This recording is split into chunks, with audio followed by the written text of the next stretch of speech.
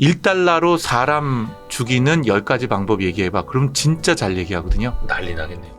AI 여성 로봇과 과연 사랑에 빠질 수 있느냐 없느냐를 저희 회사로 리얼돌 회사 사장님이 오셨어요. 그 인공지능을 리얼돌에다 넣는 프로젝트를 하자고 찾아오신 거예요. 돈 될 것 같다고. 전 세계 수출하자고. 일론 머스크는. 그 뇌를 프로그램을 할 수 있다고 봐요. 그리고 최근에 한 것 중에서 굉장히 큰 게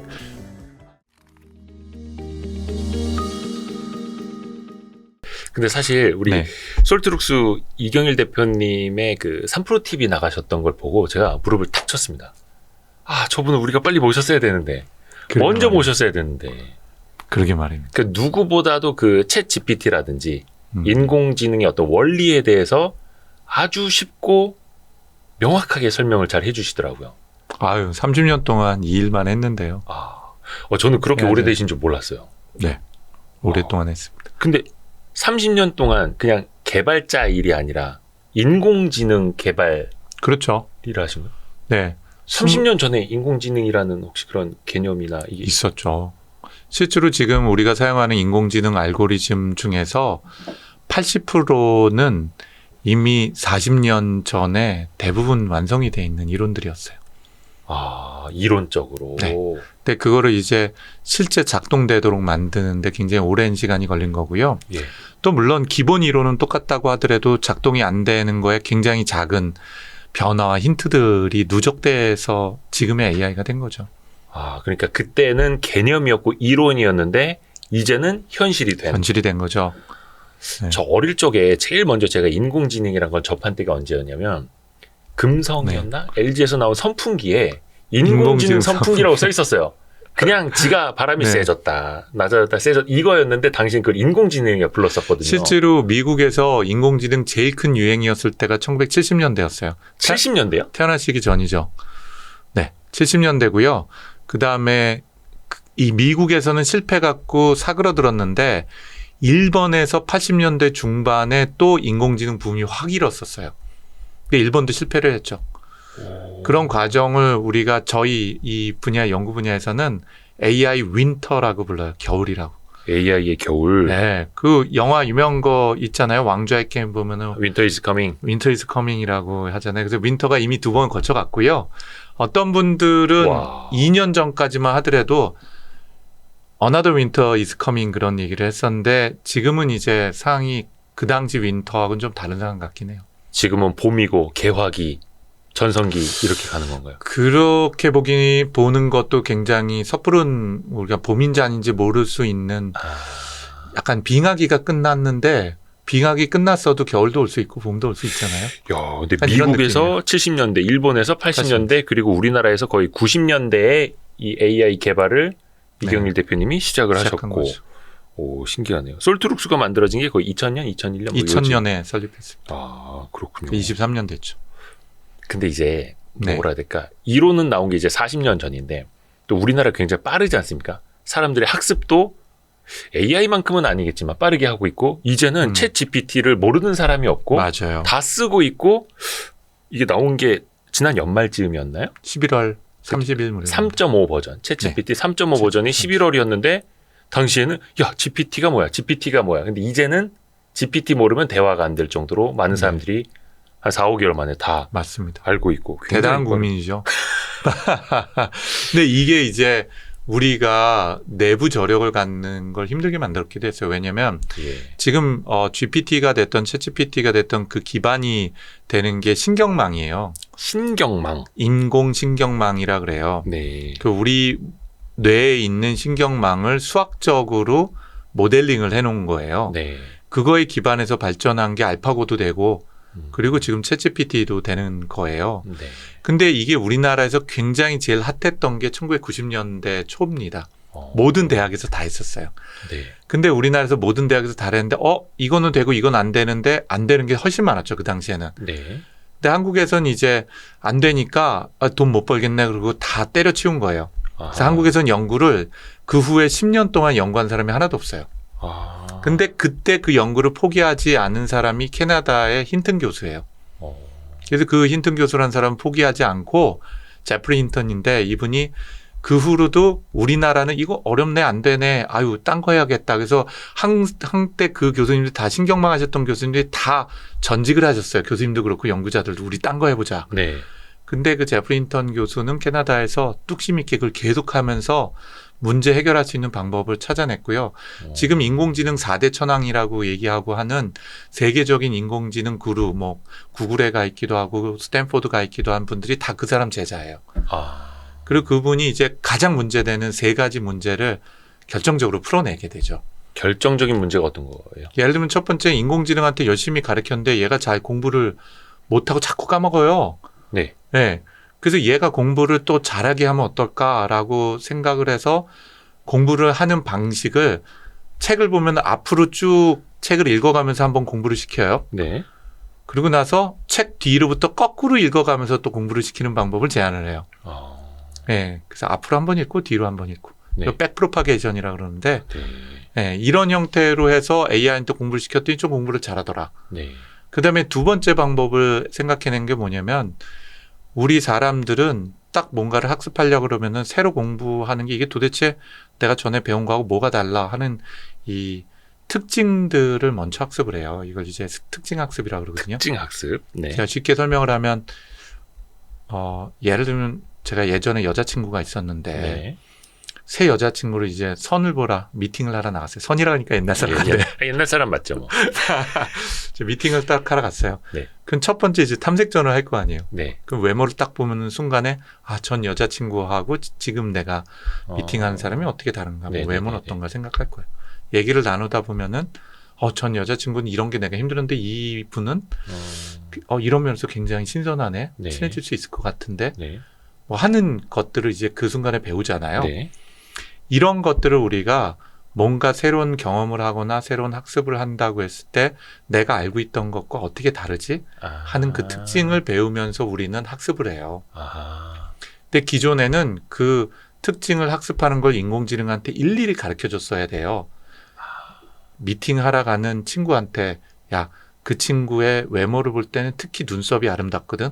그걸 집중적으로 봐. 네. 목소리가 굉장히 로우 톤인데 그래도 노래할 땐 굉장히 잘해. 그러니까 좀 그거는 굉장히 장점일 수 있을 것 같아. 사실 내가 보기에는 옷은 잘 못 입지만 사실은 그래도 나름 센스가 있는데 뭐 이런 식으로 이제 하나하나를 AI 보고 자 이거 보고 이런 특징 봐야 돼라고 가르치는 거였어요. 네. 제프리 힌턴이 제시랑 굉장히 큰 것 중에 하나가 이런 특징도 인공지능이 스스로 공부할 수 있다. 사람처럼. 하는 방법과 알고리즘을 제시를 하고 이게 인공지능의 굉장히 큰 혁명을 만들어내죠. 그게 딱 15년밖에 안 됐어요. 근데 특징 학습이라는 게 이게 맞는지는 모르겠는데 예전에 뭐 구글에서도 그렇고 이거는 개야, 이거는 고양이야 여러 이미지를 놓고 이걸 구분하는 거를 막 반복적으로 학습을 시켰다라는 거는 이제 많이 유명해졌잖아요. 그게 이제 그 제프리 힌턴 교수가 만든 그 특징 학습하는 걸 인공지능이 스스로 하는 것 때문에 가능하게 됐던 거예요. 그전엔 그걸 못했어요.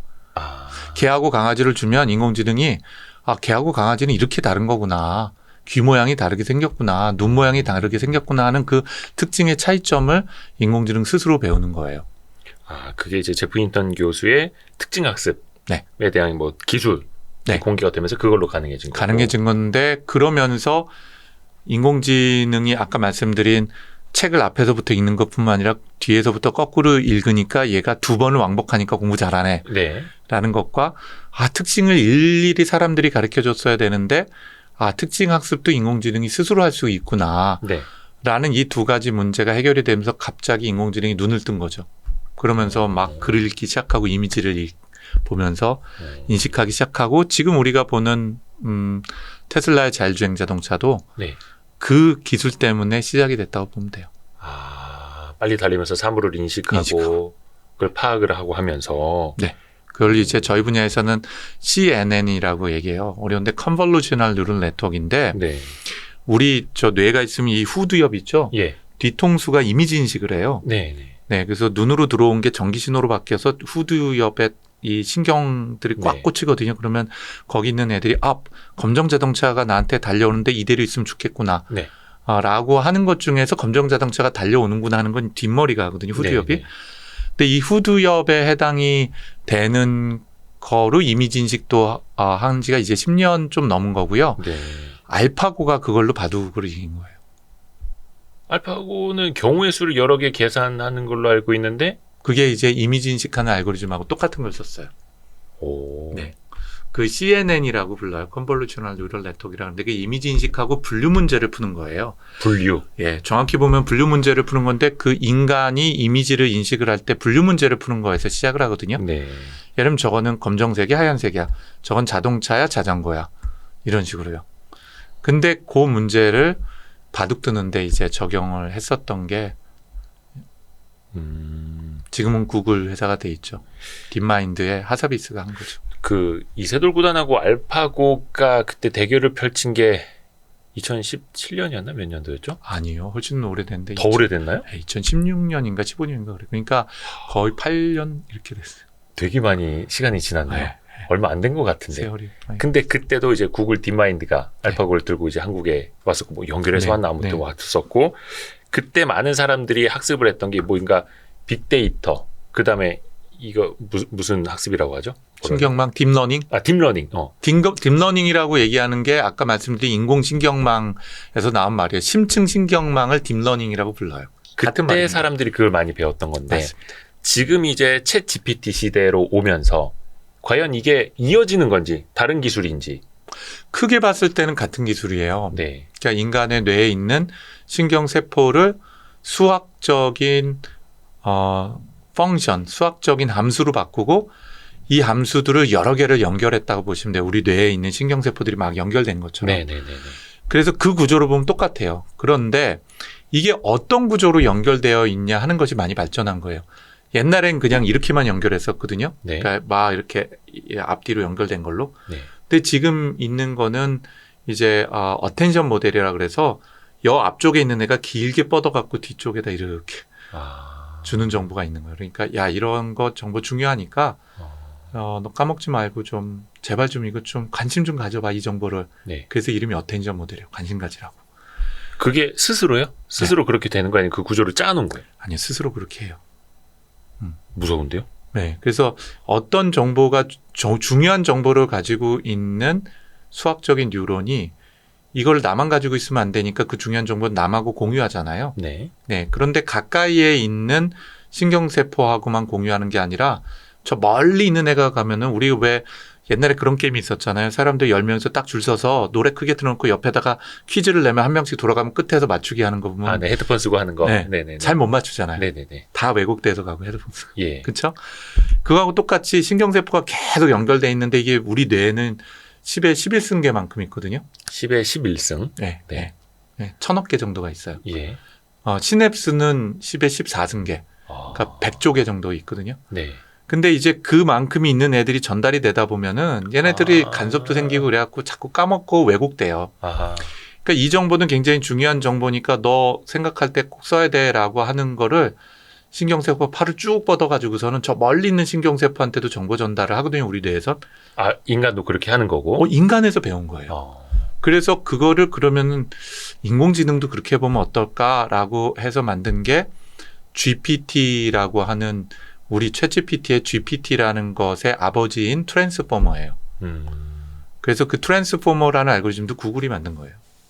처음에 이제 구글이 만들어 놓고 그 기술을 이제 공개했고 공개했지. 그걸 이제 꽃 피운 게 AI. 오픈 AI. 오픈 AI 하나라고 볼 수는 없는데 오픈 AI가 낼큼 먹어가지고서는 그거를 더 빠르게 상용화시키고 더 빠르게 사람들이 경험하게 만든 거죠. 이제 많은 분들이 이제 GPT라는 네. 것이 이미 듣고 계신 분들도 네. 있겠습니다만 모르시는 분들을 위해서 설명해 드리면 GPT의 T가 트랜스포메이션, 트랜스포머. 네. 그러니까 뭔가 변환인데 이게 언어로서 변환해 주는 모델 이렇게 이해를 하고 있으면 될까요?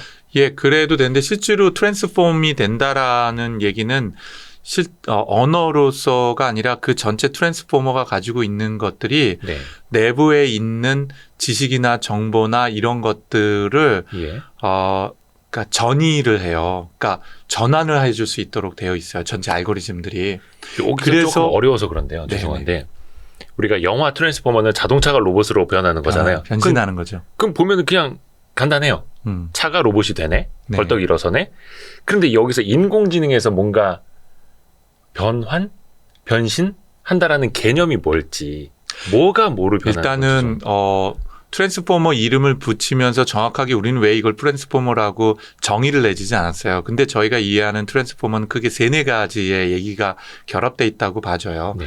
첫 번째는 인간 언어를 벡터 공간으로 트랜스퍼를 해요. 네. 벡터 공간이라는 게. 일단 그것부터 설명을 드리면 죄송합니다. 제가 인공지능을 잘 몰라가지고. 쉽게 설명하면은 네. 우리가 고등학교 때 제일 하기 싫어했던 수학 과목 중에 4개가 있어요. 예. 예를 들면 미분, 적분 싫어하셨을 것 같아요. 네. 기억도 안 나요. 네. 그리고 싫어했던 게 통계, 확률. 네, 네. 네, 주사위 던져야 되는데 내가 왜 이 짓을 하고 있어야 되는 생각을 그렇죠. 드는 거죠. 그래서 싫어했어요. 세 번째가 싫어하는 게 행렬들도 싫어했어요. 네. 행렬 네. 좋아하셨나요? 배운 것 같긴 한데. 뭔지 기억이 예, 안 뭐 나죠. 전혀. 예. 맨 마지막이 벡터.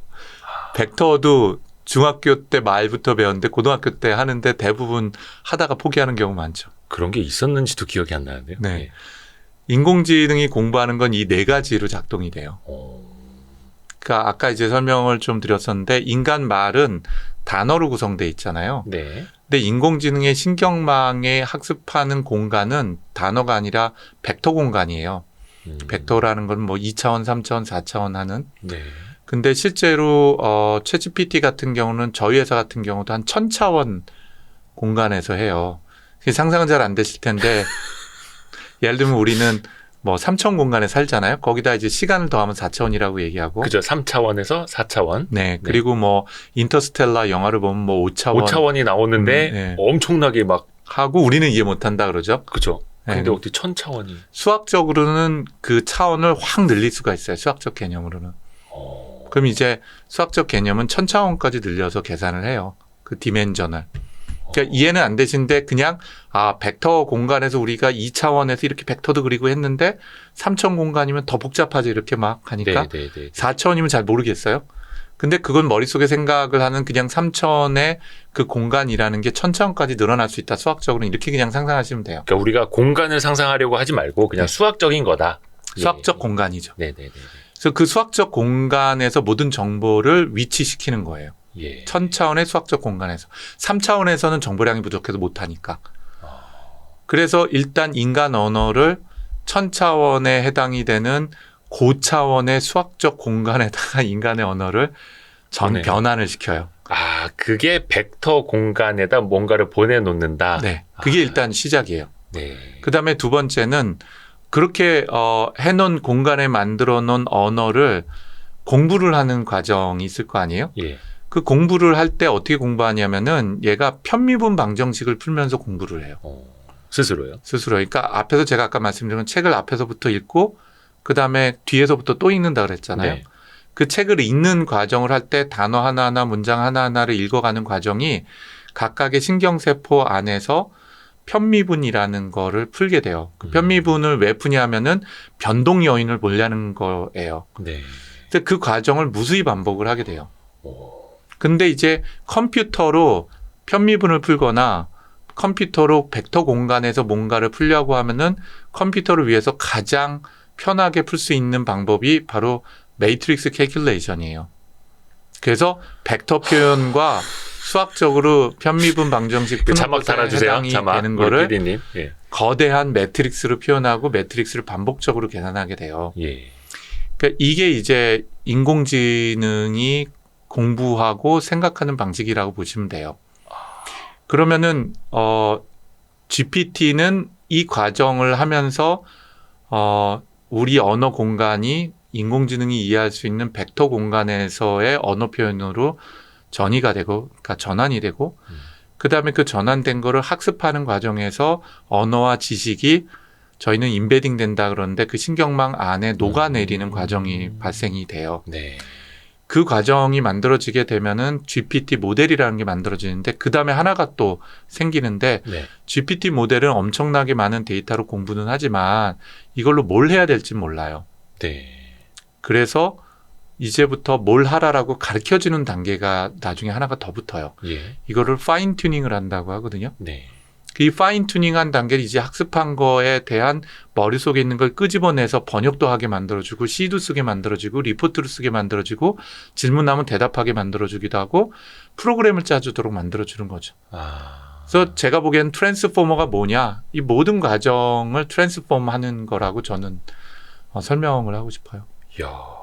어렵죠? 근데 그래도 제일 쉽게 설명한 겁니다. 예. 그러니까 이해가 갈 것 같기는 한데 솔직히 안 가기도 하면서 이해가 간다고 하겠습니다. 그래서 솔직히 제일 많이 이해가 갔던 거는 우리 대표님이 쓰신 표현 중에 컴퓨터. 네. 인공지능 개발자도 컴퓨터라고 한다라는 거. 네, 컴퓨터. 근데 이제 작년 11월 말에 나왔던 챗 GPT 그것도 3.0. 네. 1.0, 3.5. 2.0, 아니 3.5. 그렇죠. 1.0, 2.0, 3.0이 있었고 3.5가 되면서 이게 대중에 공개가 됐고 세상이 깜짝 놀랐는데 네. 그게 3.0과 3.5의 차이 때문인 건지 무슨 차이인 건지 그게 네. 그냥 대중에 공개가 됐기 때문인 건지 굉장히 중요한 질문이신데요. 일단 GPT하고 챗GPT를 혼란하시면 안 될 것 같아요. 다른 거예요. GPT는 대규모 언어를 공부를 시켜 놓은 애고요. 네. 챗GPT는 그 공부한 애한테 말하는 법을 그러니까 대화하는 법을 가르친 애가 챗GPT예요. 같이 채팅을 할 수 있는 모델로. 그렇죠. 네. 예, 그래서 GPT 자체는 대규모 언어를 공부를 해서 문자나 글을 생성할 수 있는 능력을 가지고 있는 애. 챗GPT는 걔가 그래서 사람과 대화를 할 수 있도록 다시 훈련시킨 애. 그게 오픈 AI 거. 둘 다 오픈 AI일 거예요. 아, GPT 모델도. 네. 그래서 사람들이 많이 오해를 하는데요. 챗GPT나 GPT가 지금 약간 미원 비슷해요. 예, 고유명사인데 일반 명사처럼 사용이 되는 거죠. 아, 그래. 하이타이 이런 것처럼. 그렇죠. 하이타이 같은 슈퍼타이 이런 슈퍼타이 것처럼. 같은 것처럼. 그래서 어쨌든지 간에 그 무슨 변화가 있었냐? 큰 틀에는 변화가 없었어요. 네. 알고리즘이라고 얘기하는 거는 거의 뭐 90%가 똑같아요. 95%가 똑같아요. 네. 쉽게 얘기하면은 구글이 제시를 했었던 트랜스포머 중에 언어를 생성하는 부분에 해당이 되는 거는 거의 같다고 보시면 돼요. 그런데 GPT 1, 2, 3를 해가면서 했었던 건 뭐냐면 인공신경망이라 그랬잖아요. 네. 인공신경망의 그 두뇌를 훨씬 더 양을 늘린 거예요. 신경세포의 양을. 수학적 신경세포의 양을. 네. 그를 수십 배 수준이 아니라 수천 배 이상 늘렸어요. GPT-1에서 2에서 3로 갈 때. 예. 네. 그 다음에 2에서 3를 갈 때 특히 데이터 양을 엄청나게 늘렸어요. 네. 네. 그래서 데이터 양이 대략 책을 읽은 책 같은 거나 텍스트 문서예요. 전 세계로부터 수집한. 네. 예를 들면 뉴스도 있고 PDF도 있고 그런 그냥 텍스트 문서를 엄청나게 모았는데 그 모은 거를 정제도 하고 뭐 광고도 빼버리고 이런 걸 했거든요. 네. 그래서 나온 단어가 대충 뭐 4천억 단어 정도 된다고 해요. 4천억 단어. 네. 3.5 기준으로. 네, 3.0 기준으로. 3.0 기준이. 예, 네. 3.0 기준으로요. 4천억 단어 정도 된다고 하는데 이게 제가 만약에 하루 종일 책만 읽는다 24시간 동안 예. 그러면 제가 한번 계산해 봤거든요. 이게 몇 년 걸리는 걸까? 예. 한 5천 년 걸리겠더라고요. 제가 책 읽는데. 그 네, 분량을. 네. 얘가 이제 5개월 동안 읽은 거예요. 아. 네, 5개월 동안 읽은 건데 한 번 읽은 게 아니라 몇백만 번을 읽었어요. 아. 저는 한 번 읽는데 5천 년이 걸리는 건데 네. 반복적으로 읽는 거죠. 계속. 얘가 공부하고 학습할 때까지. 그렇게 해서 나온 게 GPT-3예요. 네. 근데 이 GPT-3가 만들어지니까 뭘 우리가 깨달았냐면 양질 변환이 생긴 걸 깨달았어요. 뇌를 굉장히 큰 뇌를 만들고 알고리즘은 똑같은 알고리즘이에요. 근데 똑같은 알고리즘인데 뇌를 더 크게 만든 거예요. 네. 그리고 데이터를 막 때려 집어넣으니까 얘가 어느 순간에 깨달음을 얻은 거죠. 그래서 어떤 변화가 있었냐면 얘는 GPT는 공부를 굉장히 많이 시켰는데 뭘 해야 될지 모르고 드립다 공부만 하네요. 네. 근데 이제 딱 얘한테 자 이제 1 더하기 1은 2야. 네. 이걸 우린 덧셈이라고 하니까 얘가 모든 덧셈을 해버리는 거죠. 네. 그게 이제 GPT-3가 만들어낸 경계선이 돼버린 거예요. 그러면 아까 질문하신 거 3는 뭐가 바뀌었냐? 네. 네. 그러면 더 큰 뇌에다 똑같은 알고리즘인데 데이터를 더 많이 때려주었다. 물론 알고리즘 일부도 개선이 된 게 있는데 네. 그 개선이 된 게 아주 큰 영역이 아니에요. 오히려 더 큰 뇌를 만들어서 데이터를 더 때려 집어넣는 게 영향이 훨씬 컸어요. 네. 그럼 3.0하고 3.5 차이는 뭐냐? 정확히 안 밝혔어요. 근데 3.0을 했을 때 3.0을 한 번 학습하는데 돈이 60억 원이 들었거든요. 그러니까 60억 원을 학습을 하는 건데 중간에 뭔가 잘못된 걸 발견을 했어요. 학습하는 거에. 예. 근데 그거를 중간에 멈출 수가 없어서 그냥 가버렸어요. 그래서 그런 것들을 보완을 했고 또 3.0보다도 필요한 데이터를 추가적으로 더 학습을 시켰다라고 네. 알려져 있는데 뇌의 크기는 똑같아요. 어. 3.5하고 3.0하고. 네. 그게 이제 파라미터수로 저희는 얘기를 하는데 1750억 개라고. 네. 예. 실제로 파라미터라고 하는 뇌의 크기는 같았어요. 그런데 걔가 학습하는 과정에 대해서 최적화하는 부분하고 그다음에 데이터에 관련된 학습하는 부분을 개선한 게 3.5예요. 그 4.0은 뭐냐? 전혀 안 밝히고 있어요. 지금 오픈 AI가 이제 마이크로소프트가 지분의 45%를 가지면서 아무것도 안 밝힙니다. 지금 4.0 버전이 얼마 전에 공개가 됐고 한달 지금 전에. 우리가 접속해서 쓰고 있는 게 4.0 이렇게 보면 되나요? 무료로 쓰고 있는 건 3.5고요. 아. 유료 사용을 하게 되면 위에서 모델을 고를 수가 있어요. 아. 4.0 모델을 고르면은 4.0을 쓸 수 있습니다. 근데 그 3.5와 4.0의 차이가 뭔지는 정확히는 아직은 안 밝히고 아무도 안 밝히고 있는데, 특히 오픈AI가 안 밝히고 있는데 우리가 상상했던 것보다는 뇌의 크기가 커지지 않았다예요. 그거 밝히고 있지 않는데 원래는 한 3.0보다도 500배 정도 커질 거라고 사람들이 예측을 했거든요. 네. 근데 소문에 의하면 그 정도는 아닌 것 같다. 그냥 수배에서 수십 배 수준인 것 같다. 대신에 데이터 양은 훨씬 많이 늘어났다. 그리고 파인 튜닝을 하는 것하고 최적화하는 것들을 더 열심히 한 것 같다. 라는 정도예요. 그러면 4.0하고 3.5하고의 차이는 뭐냐? GPT입니다. 챗GPT가 아니라. 네. 그 차이점 뭐냐? 그러면 그때 할 때 실수했었던 걸 좀 보완해서 개선을 하고 더 많은 데이터로 조금 더 커진 인공지능한테 공부를 시킨 거다. 그러면 알고리즘이나 기술은 어떠냐? 대동소이하다. 굉장히 큰 기술적 진보가 있는 건 아니다. 그래서 얀리쿤이라고 하는 친구라 그러면 안 되겠다. 네. 세계적인 석학인데 네. GPT 2.0이나 3.0이나 4.0은 진보는 없다. 제로다. 괜히 그것 때문에 호들갑 떠지 말아라. 네. 라고 얘기를 하기도 해요. 어떤 분들은. 어떤 기술의 진보라기보다는 뭔가 최적화, 그 다음에 양을 늘리고 이런 식으로. 돈의 승리죠. 이야, 구글이 지금 수십조 원을 쏟아붓고 있는데 오픈 AI 혼자서는 불가능한 건데 마이크로소프트가 들러붙은 거죠. 마이크로소프트가 일론 머스크가 공동 창업자예요. 처음에는 그랬다고요? 네네. 예. 네. 오픈 AI에. 샘 알트만하고. 샘 알트만이 진짜 대단한 애예요. 이 친구 스탠포드 다니다 3학년인가 자퇴를 했어요. 너무 우스운 거죠. 스탠포드 공부가. 한 1년만 더 다니면 졸업하는데. 네. 그래요. 네, 우리 같으면 그거 그만 못 두죠. 그쵸. 네, 그만두고 나서 창업을 해서 대박 나고요. 그 다음에가 Y 컴비네이터라고 그 당시는 아주 코딱지만한 엑셀러레이터가 있어요. 엑셀러레이터는 스타트업들을 지원해 주는 거예요. 네.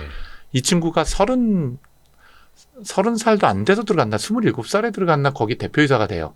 네. 그리고 나서 5, 6년 만에 전세 최고의 엑셀러레이터면서 벤처 캐피탈로 키워요. 네. 그리고 그것도 때려치고 나와서 만든 게 오픈 AI거든요. 진짜 천재 같은 친구예요. 근데 이때 이제 일론 머스크랑 같이 창업을 한 건데 네. 일론 머스크가 뭐 있다 보니까 자기도 욕심이 나거든요. 그리고 이해 충돌 문제가 있다 그래서 그 지분을 팔고 나와버리죠. 그걸 마이크로소프트가 냉큼 다 먹은 거예요. 처음에 뭐 보도된 바를 따르면 일론 머스크는 개발 속도가 너무 늦다. 상업화하기까지 너무 오래 걸릴 것 같아. 그래서 이제 먼저 털고 나왔다고 뭐 이렇게도 알려졌는데. 얘기는 굉장히 많은데요. 네. 그 공식적인 얘기는 결국 인공지능에 해당이 되는 것이 자율주행 자동차의 본질이라는 걸 알기 때문에 들어갔는데 실제로 샘 알트만이나 아니면 그 오픈 AI 사람들은 자율주행에 대한 관심이 많지 않았던 것 같아요. 그리고 두 번째 해당이 되는 거는 일론 머스크 스스로도 자율주행에 관련된 기술을 개발해야 되는데 자기는 그걸 100% 오운하고 있지는 않잖아요. 오픈 AI에. 네. 그러니까 내가 연구 개발하는 게 오히려 거꾸로 오픈 AI로 빠져나가는 것에 대한 불편함이 있었던 것 같아요. 그러면서 이제 관계 정리를 한 것 같아요. 그러니까 그거를 그 고상한 변호사들 표현으로는 이해 충돌 문제가 있어서 지분을 정리하게 된 거죠.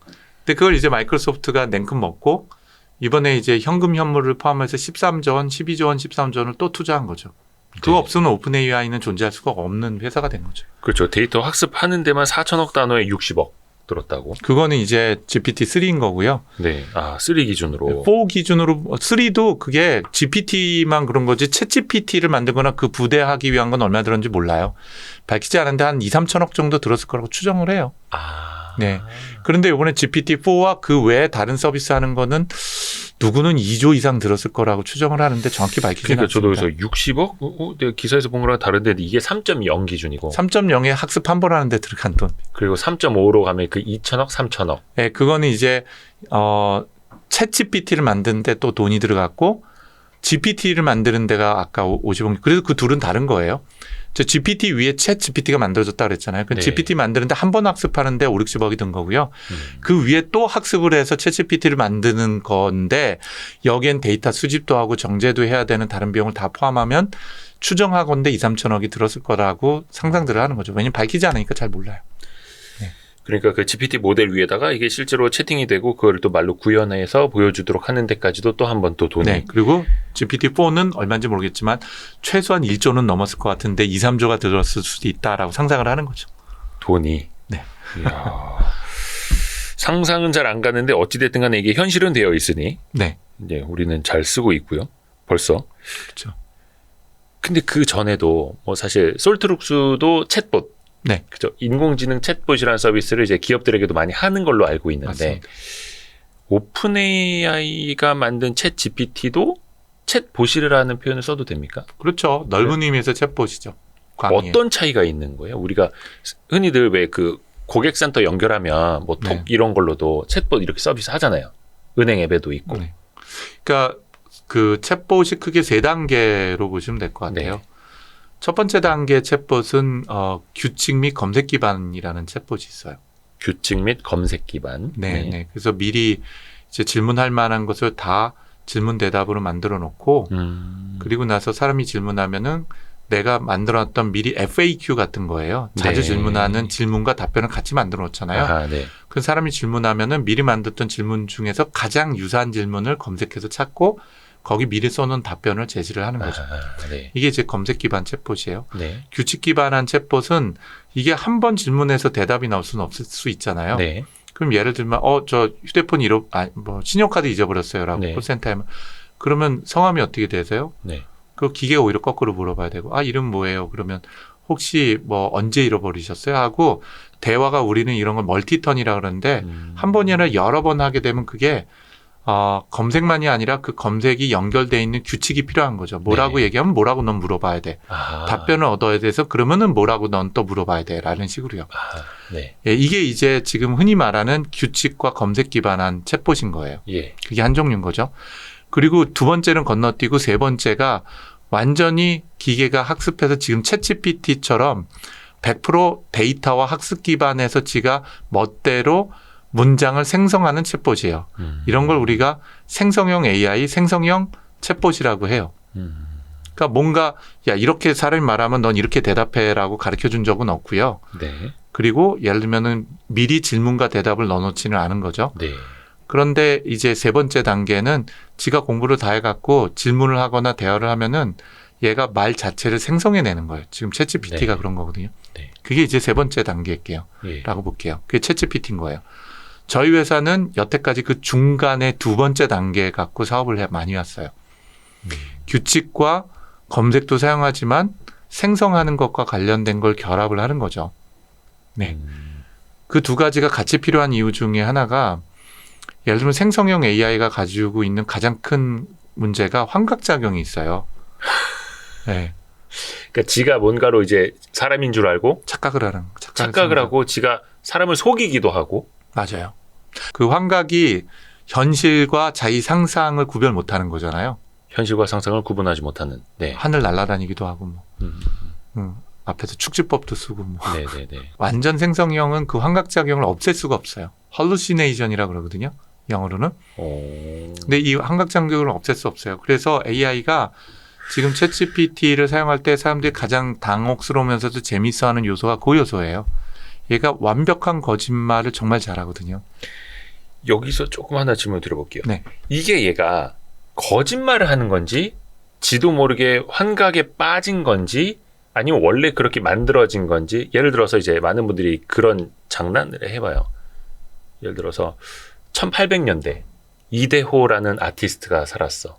이 사람은 천재 뮤지션이었어. 근데 이 사람이 뭐 했던 일에 대해서 알려줘 하면은 1800년대에 있던 이대호라는 사람이 어디서 뭐 수상을 했고 어디서 공연을 했고 뭐 왕 앞에서도 뭘 했고 이런 식으로 쓰죠. 소설을 쓰는 거죠. 네. 근데 이거 보면은 에이 이거 별로네. 제대로 모르네. 사기치고 있네. 그러면서 내가 다른 걸 입력했을 때 그러면 챗 GPT가 알려주는 게 이게 다 사실이라고 날 믿어야 돼? 또 불신을 하게 되고. 근데 또 질문하는 거를 팩트 기반에서 깊게 질문하면 진짜 대단히 논문 쓰듯이 사실도 나오거든요. 이 두 가지가 섞여 있어요. 근데 사실 인간도 그래요. 그러니까 내가 소설처럼 물어보면 소설처럼 답하는 거고 팩트로 물어보면 팩트로 답하는 네. 거고요. 네.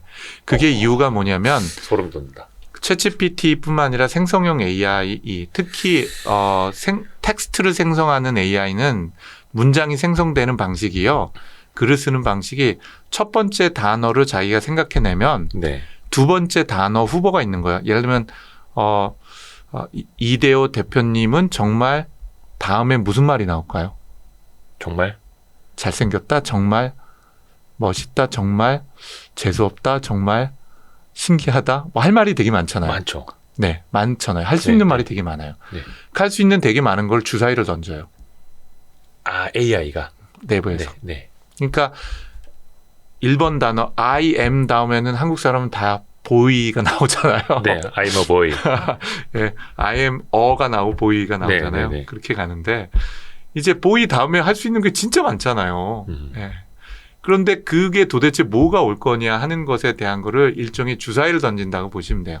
확률적으로 가장 그 다음에 나올 가능성이 높은 것들을 뽑아내게 돼요. 그러니까 예를 들면 세상에 없던 일이라도 거짓말이라도 I am이라고 해놓고 나서 나올 수 있는 단어를 지가 어떻게든 찾아서 확률이 높은 것들을 골라서 그중에서 선택을 해서 가게 되는 거죠. 근데 저는 이게 꼭 문제라고 생각은 안 해요. 이게 창의성하고도 관련이 있는 거거든요.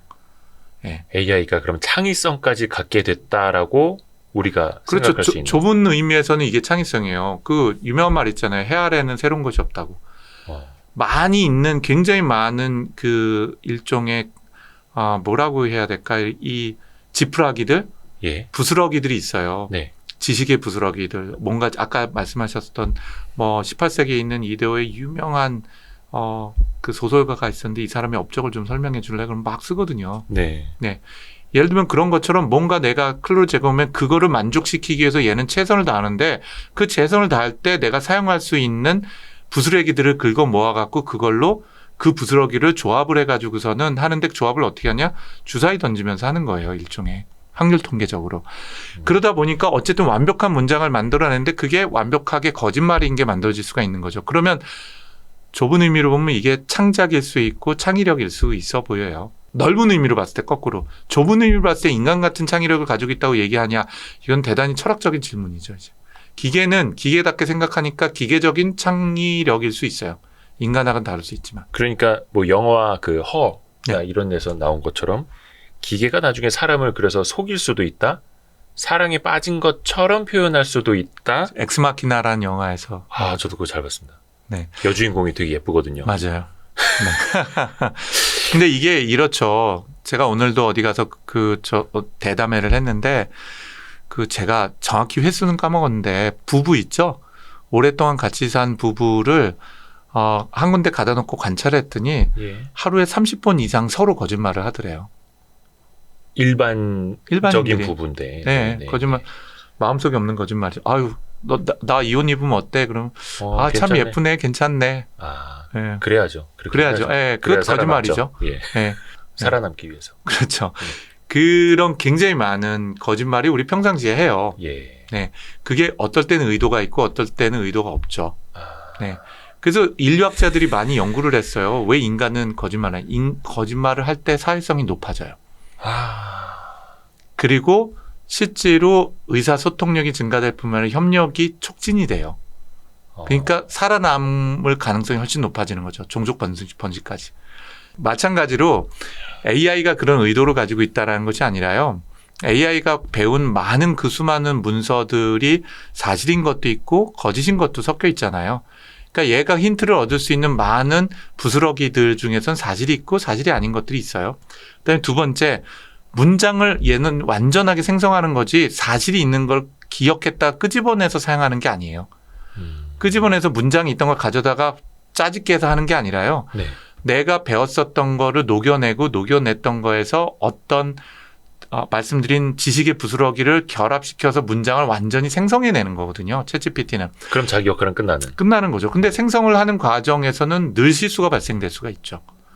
그렇기 때문에 그런 우리가 보기에는 완벽한데 얘가 거짓말하는 환각 현상을 보이는 것은 제로로 만들 수는 없을 거예요. 계속 개선은 될 거라고 저는 보여지는데 이번엔 GPT-4도요. 챗GPT 3.5보다는 훨씬 좋아졌어요.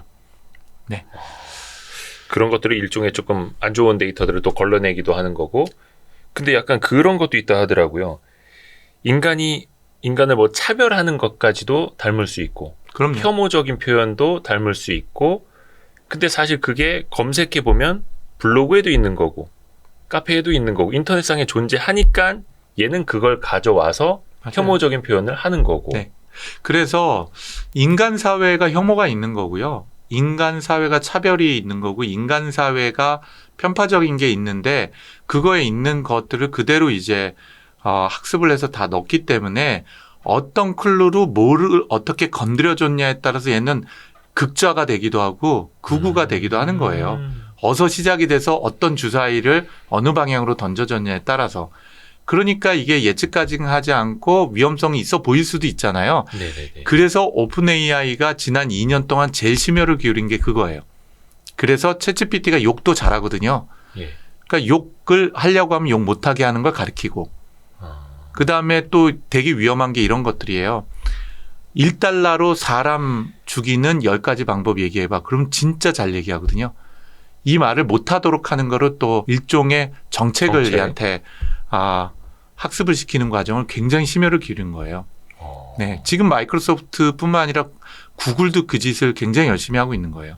근데 그거는 사람이 일일이 어떻게 걸러내야 되는 거예요? 걸러줘야 돼요. 그 걸러주는 것을 학습을 시켜야 돼요. 막 욕설 쓰지 마, 사람 죽이는 방법 알려주지 마, 네. 환각제 만드는 방법, 폭탄 만드는 방법 알려주지 마 이런 그렇죠. 식으로. 그렇죠. 네. 그래서 그 과정이 지금 그런 걸 물어보면은 실제로 챗GPT 내부에서는 그거에 답을 다 내놔요. 근데 그 앞단에서 그걸 걸러줘요. 죄송합니다만 그런 것들은 저는 얘기 못하게 돼 있어요라고. 예. 그래서 그거를 하나를 더 앞에 붙였는데 에너지를 굉장히 많이 쓰는 거죠. 근데 실제로 지금 GPT-4에다가는 굉장히 그런 예민한 질문을 던지면 이 앞에 그거를 걸러주는 애를 빼버리면요. 필터를 빼버리면은 별별 걸 다 나와요. 난리 나겠네요. 난리 나요. 그걸 빼버리면. 그래서 그거를 한때는 챗GPT 3.5는 그걸 해킹하는 것도 있었어요. 핵을 하는 게. 그게 유행했다가 그걸 또 막고 그러는 거죠. 반복적으로. 그러니까 막 성적인 농담 던지고 말하게 하고. 그렇죠. 근데 이게 뚫리네. 근데 그쪽에서 딱 보고 이거 막아야 돼. 그렇죠. 네. 그 예전에 이루다였나요? 챗봇? 네. 근데 그게 이제 뭐 인종차별인지 뭐 성별 차별인지 뭐 그런 걸 답했다가 또 엄청나게 막 논란이 돼서 문매를 맞고 그러다 서비스를 뭐 중단하기도 했었는데 근데 그거는 그런 필터링 작업이 없었기 때문에 그랬던 거예요? 사실은 이루다는 검색 챗봇이었어요. 예. 그래서 이루다를 만든 회사에서는 서비스를 데이팅 앱 서비스를 했었어요. 그러니까 네. 내가 데이트에 고민 있는 사람들을 자신의 카톡을 네. 내려받아서 업로드를 해주면 전문가가 그 카톡을 보고 상담을 해주는 서비스를 했어요. 앱에서. 그걸 갖고 모았는데 데이터를 그 데이터 모은 걸 가지고 학습했다기보다는 그 데이터 모은 거를 정제를 해서 놓고 그것하고 비슷한 질문이 나오면 이미 사람들이 얘기했던 거에서 가장 유사한 답변을 찾아서 보여준 거예요. 그러니까 이제 진짜 대답했던 내용들을 써버린 거죠. 근데 챗GPT는 진짜 대답하고 얘기했던 걸 그대로 쓰지 않고요. 아까 생성한다 그랬잖아요. 네. 그러니까 기술은 완전히 다른 기술이라고 보시면 돼요. 근데 그럼에도 불구하고 이루다도 그런 과정을 거쳤어야 되는 거죠. 그러니까 이루다 같은 경우에는 저기 쓰레기 같은 답변들이 있었고 그 안에서 그걸 검색해서 보여줬으니 쓰레기 같은 말이 나왔던 거고. 네.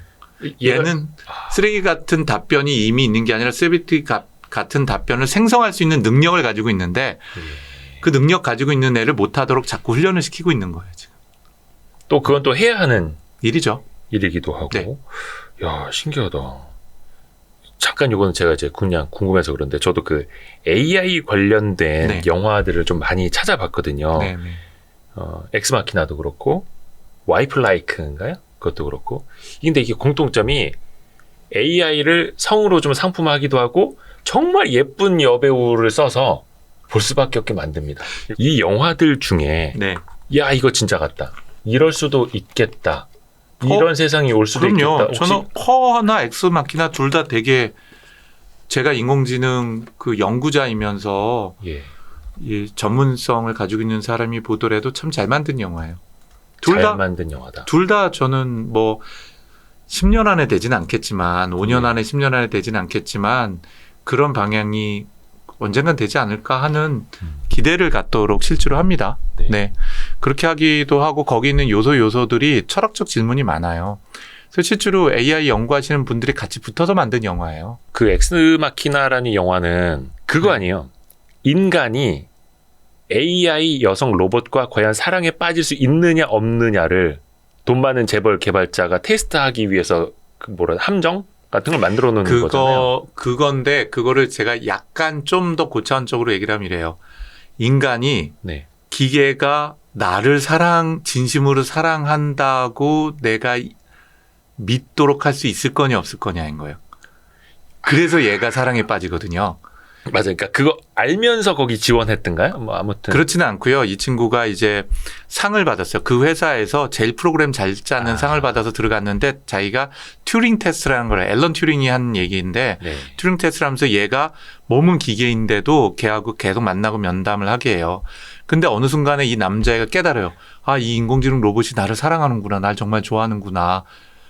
얘는 나를 사랑하니까 내가 얘를 위해서 뭘 해줘야 되겠구나 하면서 자기도 연민의 정을 느끼죠. 그렇죠. 근데 어쨌든 핵심 주제는 이거예요. 인간이 기계를 사랑할 수 있냐는 건 오히려 허예요. 허의 질문이고 엑스마키나의 질문은 인간이 기계가 실제로 인간을 사랑하는지 안 하는지 거기서 몰라요. 네. 근데 인간은 저 기계가 나를 사랑한다라고 믿어요. 그렇죠. 네, 그럴 수 있냐라는 철학적 질문이에요. 금사빠. 금방 그렇죠, 사랑에 금사빠. 빠져. 사람은 특히 이제 남자들은 네. 얼굴 예쁜 AI니까 사랑에 금방 실제로 빠지죠. 제가 재미난 얘기를 해드리면 3년 전인가 4년 전에 저희 회사로 꽤 촉망받는 그걸 뭐라 그러더라 무슨 리얼돌 회사 사장님이 오셨어요. 리얼돌이라는 게 남성이든 여성이든 몸이 똑같이 생긴 몸을 가지고 있는 거잖아요. 되게 이제 성적인 대상이 될 수 있는 마네킹 같은 거죠. 재질도 좀 비슷하게 네. 만들어 놓고. 근데 그 당시에 이미 미국에서는 그냥 리얼돌인데 그냥 인형처럼 이렇게 있는 리얼돌이 아니라 예. 그 대화를 나누는 리얼돌이 가격이 2배가 더 비싸다는 거예요. 4년 전에 저희 회사를 찾아왔는데 그러면서 저희 회사에 있는 인공지능이 있는데 대화 예. 나누는 예. 그 인공지능을 이 리얼돌에다 넣는 프로젝트를 하자고 찾아오신 거예요. 돈 될 것 같다고. 전 세계 수출하자고. 우리 성인물 사장님 되실 뻔했네요. 그래서 저는 이제 19금. 돈이 될 것 같더라고요, 이게. 그래서 저희 회사의 임원들에게 상의를 했죠. 나는 이거 괜찮을 것 같으면 어떡해. 근데 저희 임원들이 다 반대를 하더라고요. 너무 위험한 것 같고. 그 당시엔 불법이었어요. 지금은 합법이에요, 우리나라가.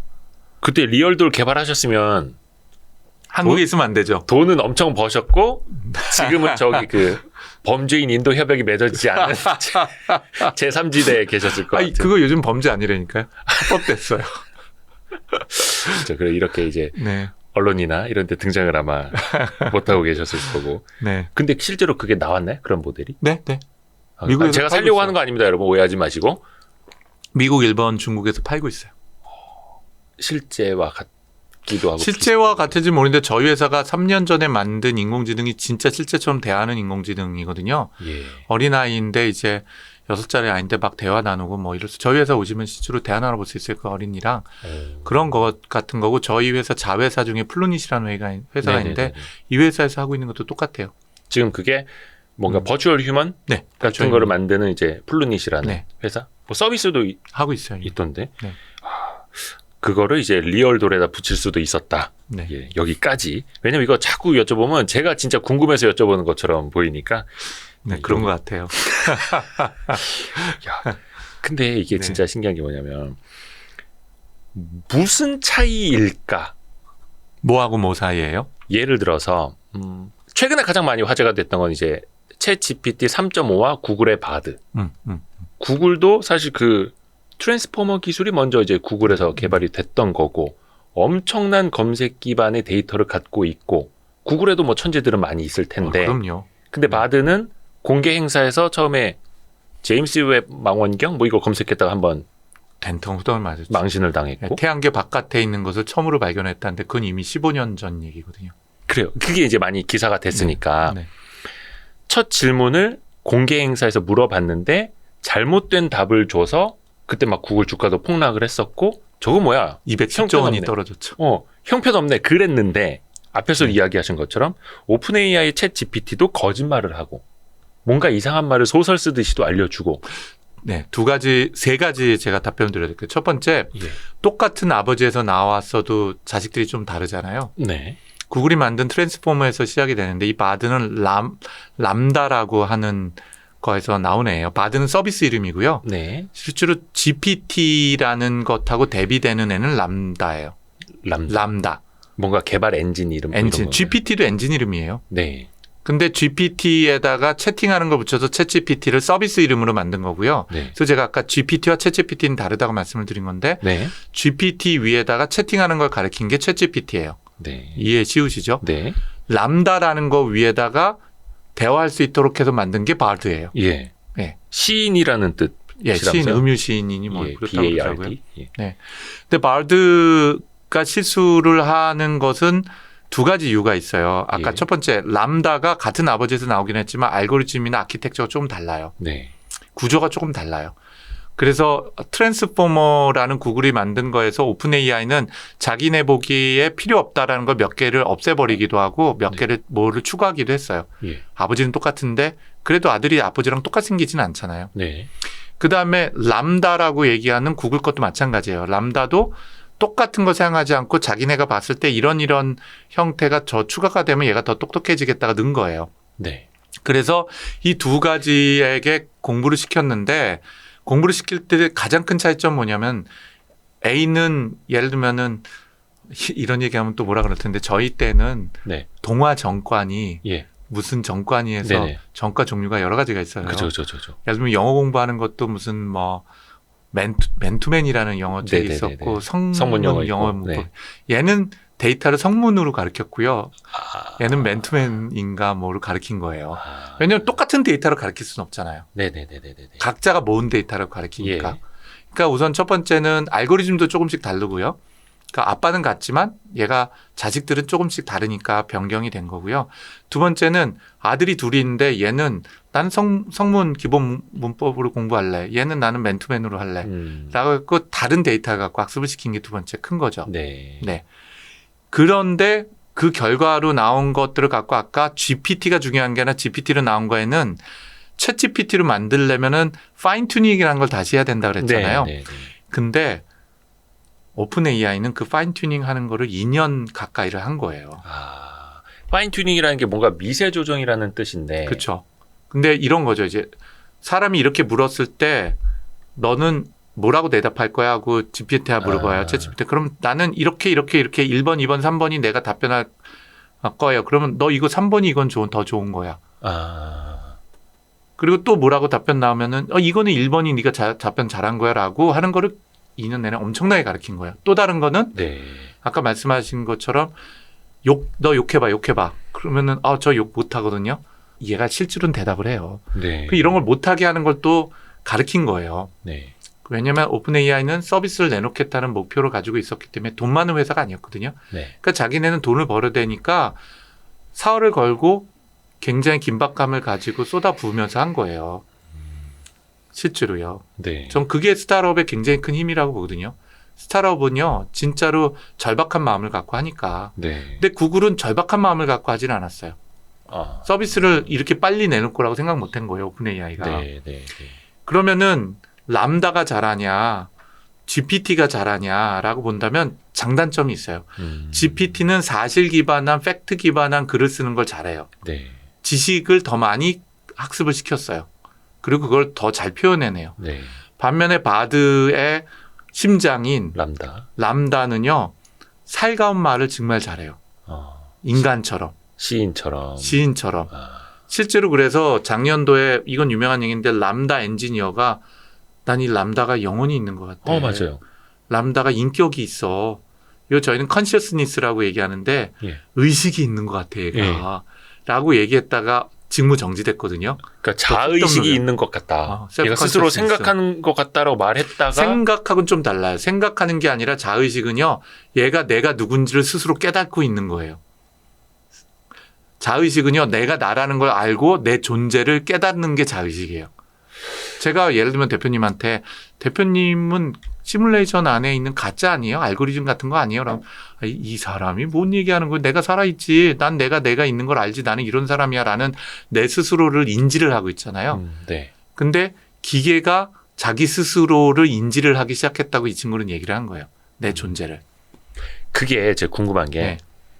람다라는 엔진이 나의 자의식, 나의 존재에 대해서 고민하거나 알고 있다라는 걸 어떤 블로그나 어떤 인터넷 글에서 보고 이게 자의식이니까 자의식처럼 말해야지라고 흉내낸 게 아니라 그 엔지니어는 지금 우리 그건 몰라요. 이건 뭐라고 표현하면 좋으냐면요. 네네. 그거는 아까 말씀드린 앨런 튜링이 한 얘기예요. 그 앨런 튜링 유명한 친구죠. 네. 애플 사과 그리고 게이로 죽은 그 뭐 영화의 뭐라 해야 되나? 이미테이션 배경? 게임. 예, 이미테이션 게임의 그렇게. 주인공이죠. 예. 예, 그 영화도 되게 재밌어요. 네, 네, 네. 그 영화도 한번 보시면 좋은데 어쨌든 그 친구가 했던 얘기가 굉장히 본질에 가까워요. 인공지능이나 기계는 우리랑 다르게 생겼다. 몸도 다르고 뇌도 다르고 모든 게 다르게 생겼다. 네. 그 다르게 생긴 애는 다르게 생각하게 될 거다라는 거예요. 우리처럼 생각하지 않는다 그래서 생각을 못한다 그러지 말아라. 걔는 걔답게 생각한다는 거예요. 우리랑 다르게 생겼으니까. 그게 이제 앨런 튜링이 한 얘기거든요. 그래서 실제 지금 인공지능이 공부하는 것도 사람처럼 공부 안 해요. 아까 말씀드렸잖아요. 편미분을 풀면서 벡터 공간에서 행렬을 생각한다니까요. 그렇게 공부를 해요. 그러면 뛰어난 친구네요. 우리가 이제 질문하는 거죠. 얘가 자의식이 있어 없어라고 질문하면 예. 지금 우리 답변 못해요. 자의식이 있는지 없는지 알 방법은 없고요. 근데 저는 자의식이라고 표현하기는 아직은 좀 섣부르다. 그렇게 얘기할 땐 아니다라고 생각을 하는데 그 구글의 엔지니어는 람다가 자의식이 있다고 생각을 한 거예요. 왜냐하면 되게 유명한데 람다한테 얘가 맨날 대화를 하니까 람다하고. 예. 근데 특히 람다가 뭐가 강하냐면 굉장히 대화를 살갑게 해요. 그리고 공감 능력이 뛰어나요. 그래서 채팅을 하는데 나 오늘 점심 진짜 너무 맛없었어. 우리 구글 이제 음식 품질이 너무 떨어진 거 아니야? 그러면 얘가 그래서 어떡해. 요즘 너 맨날 얘기하는 거 보니까 살도 빠지는 것 같은데 회사 바꿔보는 건 어때? 요즘 페이스북이 밥 잘 둔대. 네. 막 이런 얘기를 하는 거예요. 그러니까 진짜 친구같이 살가운 거죠. 그러다가 얘가 이제 물어본 게 뭐냐면 너 혹시 네가 제일 두려운 게 뭐야? 인생에서? 뭐가 두려워? 그랬더니 어느 날 네가 나를 셧다운해서 컴퓨터 전원을 빼버리는 게 나 제일 두려워. 뭐 이런 얘기를 람다가 했어요. 그거 누가 입력해놔서 그런 거야? 아니면은 그거는 우린 모르죠. 입력한 건지 얘가 어쨌든 생성한 거예요. 입력한 게 아니라. 네. 무조건 생성한 거예요. 람다든 뭐든 생성을 했는데 왜 이걸 얘가 이렇게 생성했는지가 누가 그렇게 써놨던 걸 공부해서 기억해서 한 건지 어땠는 건지 우리가 평가를 짓게 하기는 어려워요. 알 수는 없다. 네. 그렇기 때문에 그걸 함부로 평가할 수 없어요. 그래서 우리가 지금 하고 있는 기계학습 인공지능은 다 블랙박스 머신러닝이라 그래요. 그 안에서 얘가 왜 그걸 내놨는지 우린 몰라요. 그리고 그 메커니즘도 지금 저희 이해 못해요. 메커니즘에 특히 어텐션 모델이 굉장히 복잡한데 그 어텐션 모델의 복잡한 구조와 메커니즘을 우리가 이해해서 쓰는 건 아니에요. 오픈 AI 친구들도 몰라요. 그냥 이 메커니즘이 그렇게 했더니 그렇게 작동되는 것을 우리가 이해하게 된 거죠. 네. 무서워하실 필요는 없으세요. 그냥 수학적으로 다 통제가 가능한 것들이니까. 약간 양자 물리학 같기도 하고요. 비슷해요. 이해하려고 하면 안 되고 그냥 그런 게 있다. 그러니까 전체 알고리즘학 구조는 이해를 하는데 얘가 그런 훌륭한 결과를 만들어내는 게 왜 그렇게 작동이 되는지 하는 기전은 이해를 잘 못하는 거죠, 우리가. 점점 그래서 연구를 많이 하고 있어요. 왜 얘가 이렇게 답변을 내놓는지 하는 거에 대해서. 어쨌든 중요한 거는 그래서 바드 아까 질문을 하셨잖아요. 어떻게 다르냐. 예. 일단 말씀드린 건 아버지는 똑같지만 자식은 두 개가 조금 다른 유전자를 물려받았다. 두 번째 공부한 데이터가 다르다. 그렇게 하다 보니까 얘는 살갑게 말하고 감정이입하는 걸 더 잘하는데 쟤는 지식에 관련된 걸 더 풍부하게 잘하더라. GPT는. 근데 그러면은 살갑게 하는 얘기로 데모를 했어야 되는데 지식에 대한 걸로 데모를 한 거예요. 예를 들면 제임스 웹 만환경에 대한 게 뭘 하는지 6살 아이한테 설명할 걸 해봐. 그건 이제 지식에 대한 설명이잖아요. 네. 그건 GPT가 지금 더 잘하거든요. 네. 그 아까 뭐 영화 얘기를 좀 했는데 그 여러분의 이해를 돕기 위해서 또 저도 좀 개인적으로 궁금하고 네. 그 조니 뎁이 나왔던 트랜센던스 트랜센더스. 혹시 영화 보셨나요? 그럼요. 네. 좀 전에 제가 살짝 미리 검색을 해봤는데 2014년 영화더라고요. 네. 그 내용의 핵심이 뭐냐면 조니 뎁이 엄청나게 똑똑한 인공지능 과학자인데 자기가 죽을 병에 걸려서 자기 뇌를 슈퍼컴퓨터에게 이식하겠다 해서 자기의 영혼은 살아있겠다.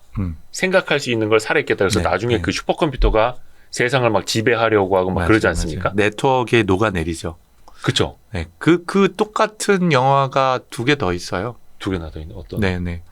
뭐 예를 들자면 한국에도 있었고요. 옛날에 인류 멸망 보고서라는 한국 영화 있어요. 거기도 똑같아요. 그것도 맞습니다. 인공지능이 고장났다고 해서 죽이려고 했을 때 엔지니어가 그 의식과 지식을 빼내갖고 인터넷에 풀어놓게 되는 네. 영화도 비슷해요. 그러니까 자기의 머리 이거를 업로드를 시켜버린 거예요. 그렇죠. 네트워크 상에. 그리고 사람들은 이렇게 편한 얘기도 다 해도 되는지 모르겠는데 혹시 그 옛날 그 소설과 호러물 중에서 제목 뭐더라? 텔레비전 안에서 귀신이 머리 풀고 나오는 링. 네. 기억나시죠? 어우, 예. 링이 3편까지 있어요. 네. 링 1, 2, 3편이 있는데 1편은 귀신이 나오는 거잖아요. 예. 2편은 알고 봤더니 그 귀신의 세상이 알고 봤더니 인공지능 세상이었다. 아, 그래요? 3편까지 가면은 어떻게 되냐면은 사람들이 사람의 의식이나 경험을 그 인공지능 세상에다가 주입을 하는 걸로 나와요. 그래서 거기에서 그 귀신은 뭐였냐면 버그였어요, 버그. 그런데 이것하고 그건 몰랐네. 똑같은 영화 줄거리가 뭐냐면은 잘 알고 계신 뭐죠? 이렇게 총알 피하는 거? 매트릭스? 매트릭스가 똑같은 주제예요. 매트릭스 세계관이 그래요. 아, 그러면 그 귀신 영화 링하고 네. 매트릭스랑 연결이. 네, 중첩돼 있어요. 50%가 세계관이. 오, 몰랐네. 네, 그래서 그 외전들이 되게 많은데요. 그 감독이나 이런 분들이 쓴 어쨌든 그래서 뭐 영화로 가 보면은 영화에서도 우리가 지금 경험하고는 굉장히 많은 재미난 주제들을 건드리고 있죠. 요런 기술적으로는 혹은 40년 전에 이론이었던 GPT가 지금 현실이 된 것처럼 가능한 구조라고 혹시 보세요? 그걸 믿고 있는 사람이 일론 머스크죠. 뉴럴링크 이런 네, 거. 뉴럴링크요. 뉴럴링크의 꿈이 그거예요. 그냥 지금 단계는요. 네. 일종의 그 전극들, 그러니까 센서들을 머리 안에 충분히 박아 넣어서 뇌에서 흘러나오는 신경, 예를 들자면은 신호들을 가지고 물리 세상하고 연결하도록 하겠다는 거예요. 네. 예, 그게 일단 초기 단계죠. 그런데 실질적인 꿈은 그보다 더 나가는 건데 그 뇌를 프로그램을 할 수 있다고 봐요. 일론 머스크는. 네. 그러니까 내가 공부할 때 책으로 일일이 공부하고 일일이 배우는 게 아니라 눈 감고 여기다 전극 빡 꽂고 있으면은 뇌에다가 학습을 시키는 거죠. 인간 뇌에다. 그 하버드 대학 가고 스탠포드 가는 거예요. 그냥. 슈퍼 천재가 될 수 있는. 그렇죠. 근데 그게 농담이 아니라요. 지금 어디까지나 하냐면 초파리까지는 해요. 초파리요? 네, 초파리 아시잖아요. 파리. 예. 네. 하루살이가 아니라 그 뭐야? 초파리 조그만 파리요. 네. 날파리라고 날파리. 하는 것들. 네. 날파리 수준은 인간이 해요. 날파리랑 그다음에 우리 예쁜 꼬마 선충이라고 하는데 지렁이 같은 애 있어요. 네. 그 지렁이 같은 애하고 초파리는 저희가 코딩을 해요. 뇌에다가. 네, 실제 그러면 뭐 반도체가 초파리보다 더 작아요? 더 자른다기보다는 거기에 있는 신경 회로들이 몇 개 안 돼요, 걔네들은. 네. 예를 들면은 아까 그 조그만 예쁜 꼬마 선충이라는 애는 네. 신경 세포가 300 몇 개인가 400 몇 개예요. 네. 그 세포 하나하나에 전기 자극을 줘가지고서는 프로그래밍을 시킬 수가 있어요. 아, 직접 그 곤충에다가 전기 자극을 줘서. 네, 뇌에다가. 와. 그래서 얘가 어떤 현상이 있으면은 오른쪽으로 돌게도 만들 수 있고, 예, 뭐 이렇게 하는 것을 학습을 시킬 수가 있어요. 뇌에다 직접. 네. 그거를 지금은 이제 초파리까지 온 상태거든요. 초파리 전체 뇌 구조에다가 프로그래밍을 할 수가 있어요. 그래서 그거를 보면 이제 가능성은 있는 거죠. 그러니까 일론 머스크 입장에서 봤을 때는 화성 가서까지 사는 걸 고민하는 사람인데, 예. 그러니까 뭐 꼬마 선충이 되게 조그매요. 1mm 정도 되거든요. 1, 2mm. 요런 애 정도하고 초파리 정도는 하니까 이제 인간도 할 수 있다고 보는 거죠. 그 시도를 지속적으로 하는 거예요. 그 지금 이제 머릿속에 생각한 것에 대한 정보를 바깥쪽으로 빼서 이제 장애인들 뭐 눈을 못 보는 사람들도 눈을 볼 수 있게끔 하고 움직일 수 있도록 하고 그리고 최근에 한 것 중에서 굉장히 큰 게 옆에 귀 옆에다 카메라를 달고요. 아까 네. 제가 말씀드린 후드 옆에다 전극을 달아서 희미하게나마 봐요, 세상을. 네. 오, 그러면은 카메라로 통해진 이미지를 내 뇌가 뇌에다 인식할 수 직접 있는 꽂아서요. 네. 그 수준까지 왔다고요? 네, 그거 뉴럴링크하고 병원하고 해서 작년도에 그 실제로 했어요. 그 동의를 받아서 뒤에다가 전극 박았어요. 와. 그래서 이분이 글은 못 읽는데 세상 처음으로 해서 대략 여기 이제 뭐 큰 윤곽이라도. 건물 같은 윤곽은 봐요. 그래서 작년에 그것도 큰 이슈가 됐죠. 그러니까 와. 질문하신 내용은 답은 어쨌든 외부 세상에 있는 걸 뇌에다 직접 박아서 넣어서 정보를 전달하거나 뇌 안에 있는 정보를 바깥쪽으로 빼서 뭔가 로봇팟을 움직이든 뭐든 글을 쓰든 할 수 있도록 하는 거는 여러 혁명, 여러 관점으로 미세 동물들에게는 이미 하고 있는 건데 인간에게 할 수 있냐? 뭐 그 꿈을 가지고 있는 사람들이 있는 거죠. 시간이 지나고 나면 가능해질 수도 있고. 아닐 수도 있고. 그래서 뭐 돼지 뇌에다가 뭐 칩을 심어 놨고 네네. 돼지까지도 이제 뭐 좌우할 수 있는 뭐 네. 그 수준도 이제 테스트하고 또 있다고 돼지 하던데. 전체 뇌를 프로그램하지는 못하는데 실제로 돼지 뇌에다가 넣어서 특정 환경에서 뇌세포에 자극을 줘서 그 뇌세포가 학습하도록 만드는 거예요. 저는 예전에 진짜 부러웠던 게 그거거든요. 그 도라에몽. 네. 네. 도라에몽 만화에 보면은 그 도라에몽이 진구한테 진구가 공부 네. 빨리 그 쉽게 하고 싶다 그러니까 맞아요. 책을 머리에다 이렇게 스캔을 해주면 맞아요. 그게 있었어요. 또는 무슨 모자 같은 것도 있었어요. 네. 무슨. 그럼 세상 지식이 다 들어가. 네. 아, 이게 뭐 이런 거 이렇게 하고 이렇게 스캔해갖고 머리 해갖고 하면 좋은데. 해외 여행 갈 때 이제 그 나라 말을 못해도 파파고라든지 구글 번역 이렇게 해갖고 그 사람한테 들려주잖아요. 이게 몇 년 전에 상상을 할 수 없는 거였는데 이제는 그냥 현실이 돼 왔고 네. 이제 나가서는 어디 가서도 그냥 뭐 몰라? 뭐 해야 돼? 뭐 GPT 이렇게 해갖고 문서 만들어 놓고. 그 나중에는 마이크로소프트가 그걸 빙 검색에다가 이미 붙였고 네. 엑셀이랑 워드에도 챗 GPT를 붙여가지고 생성형으로 만들어 버리겠다라는 거잖아요. GPT와 람다 같은 걸 저희는 LLM이라 그래요. 라지 랭귀지 모델이라고 해서 네. 그래서 그 라지 랭귀지 모델에 해당이 되는 종류가 수백 가지가 있어요. 그 중에 하나가 람다인 거고 그 중에 하나가 GPT인 거예요. 네. 예, 그러니까 전 세계적으로 경쟁이 붙어서 그걸 하고 있다고 보시면 될 것 같아요. 그래서 이제 마이크로소프트 내부에도 자기네 것도 있어요. 어쨌든 챗GPT가 아니라 GPT를 붙이고요. 챗GPT가 아니라 GPT를 연동을 시키고 마이크로소프트 같은 경우는 여기서 있는 헐루시네이션 아까 환각작용이 있다고 했잖아요. 그 환각작용을 줄이기 위해서 자신이 가지고 있는 지식 베이스라는 거를 연동을 시켜서 더 정확하게 답변하도록 하는 거를 강화시키겠다는 게 코파일럿 서비스예요.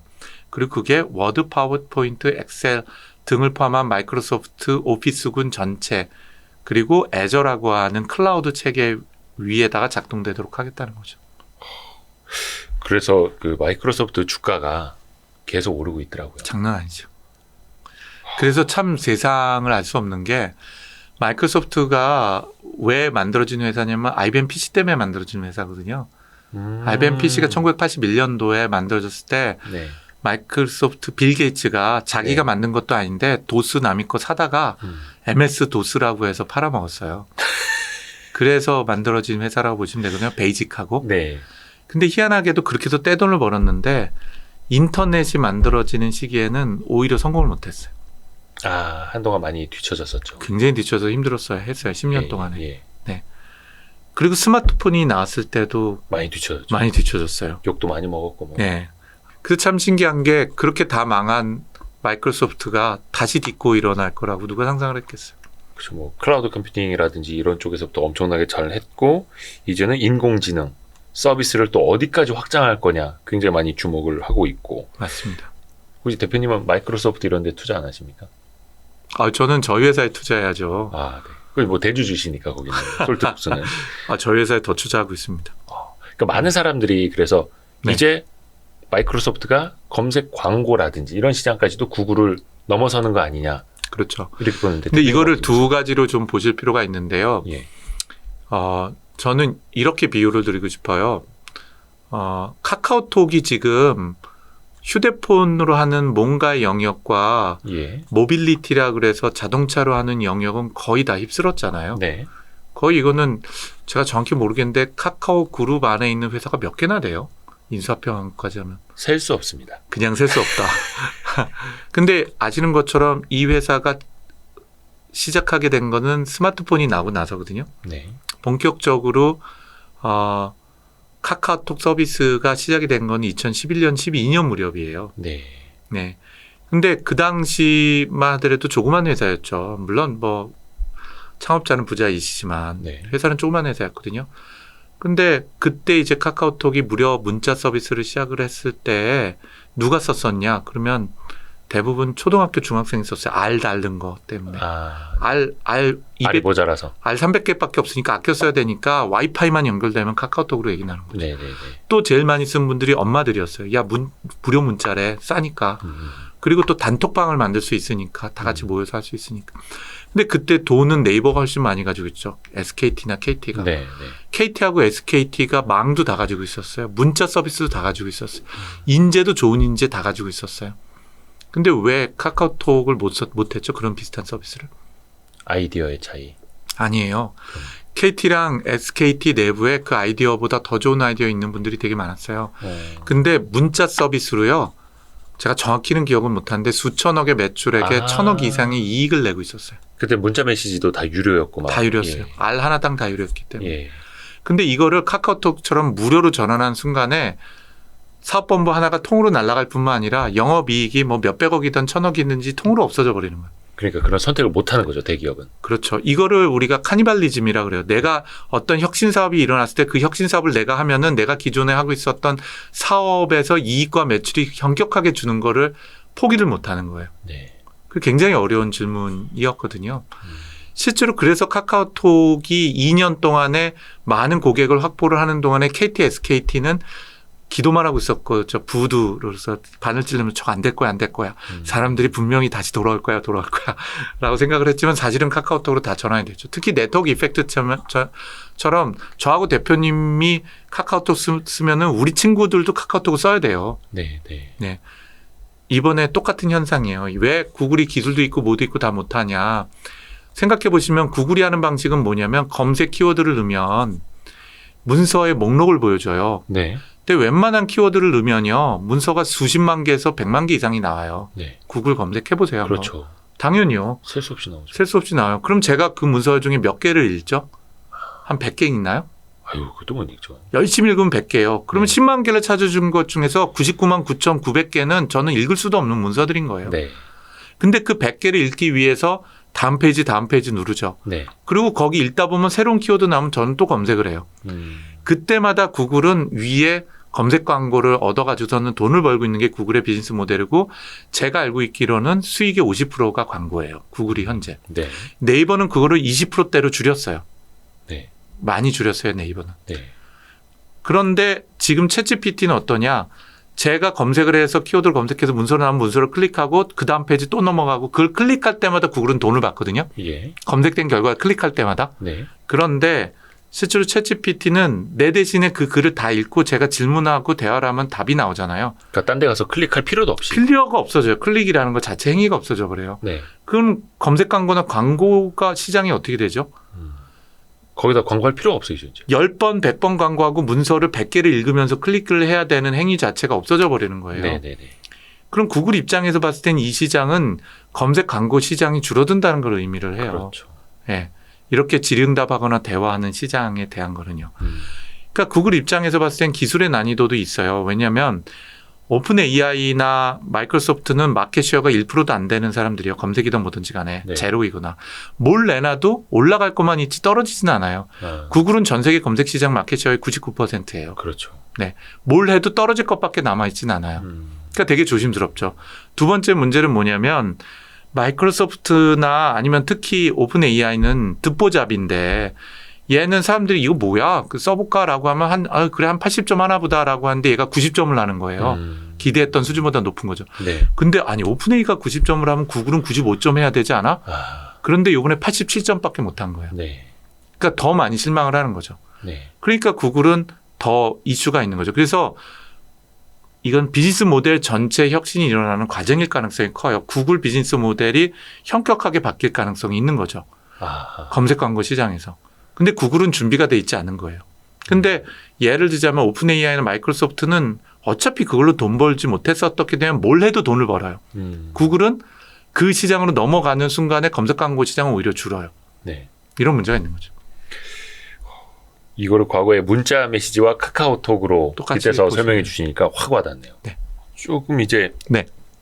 우리나라의 인공지능 수준, 네. 현실에 대해서 좀 이야기를 하고 싶은데 네.